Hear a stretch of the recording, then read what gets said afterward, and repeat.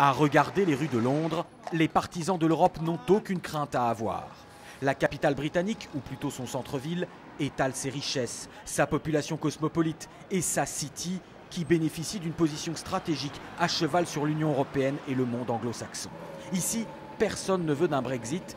Pourtant, loin des quartiers chics de Kensington ou Knightsbridge, voici Havering, le vrai visage de l'autre Londres, la réalité de cette Grande-Bretagne qui veut partir.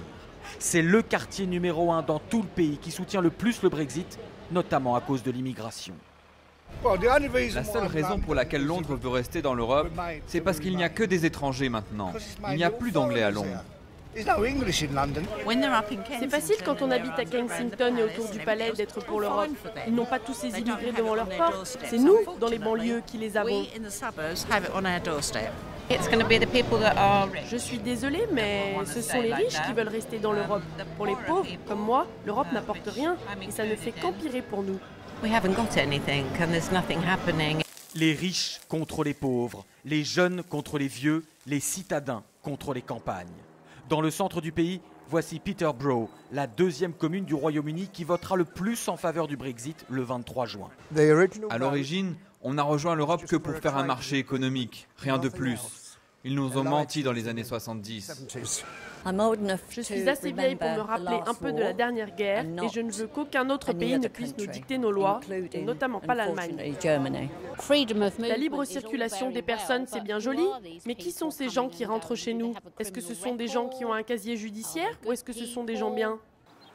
Loin des grandes villes et hormis l'Écosse, c'est souvent tout le pourtour des côtes anglaises qui peut être perçu comme l'île des irréductibles eurosceptiques. Bienvenue en Cornouailles, dans ce village de pêcheurs où l'on annonce que près de 100% d'entre eux signeront la proposition de divorce. Les pêcheurs veulent le Brexit, purement et simplement à cause des quotas de pêche.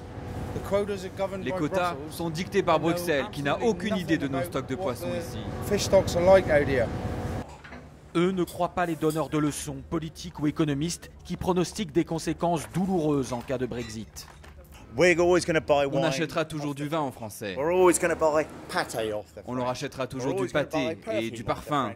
Vous croyez que tout ça va s'arrêter en un jour? Je ne crois pas. Les gens continueront à faire du commerce et ça ne changera rien.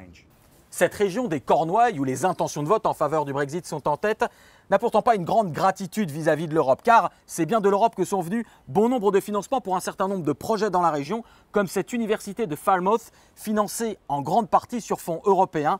D'ailleurs, les Cornouailles au Royaume-Uni sont la région qui touche le plus d'argent de l'Europe.